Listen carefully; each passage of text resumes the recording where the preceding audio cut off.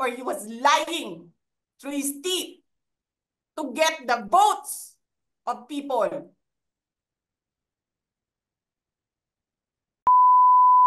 Ina ninyong lahat. Martin Romualdez, Lisa Marcos, Bongbong Marcos.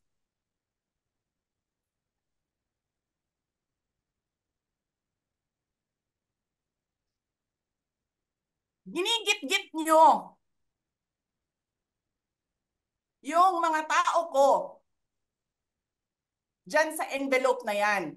Lisa Marcos, naalala mo? Nagpadala ka sa akin ng video? Sinabihan mo ako saan kukunin ang pera. Pinakita mo ang muka ng tao doon sa video message mo. Hi, Nikki. This is she's been working with us for the longest time. We trust her. You sent me written instructions about money. Millions a month. Anong nakalagay doon sa envelope? DepEd.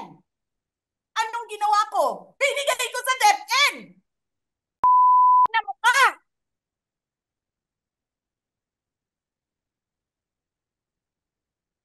Wala ka ngang posisyon sa gobyerno, namimigay ka ng pera ng gobyerno eh.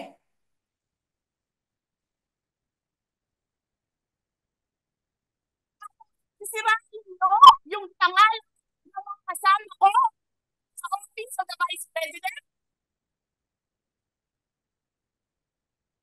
Sasabihin nyo sa mga tao, nakaw yan, confidential funds yan. Niwala nga kayong isang proof na confidential funds yan. Naniwala lang kayo sa isang babae na ang pangalan ay Gloria Mercado na nagsabi confidential funds yan, na hindi nyo nga nilabas na wala pang confidential funds, meron ng white envelope.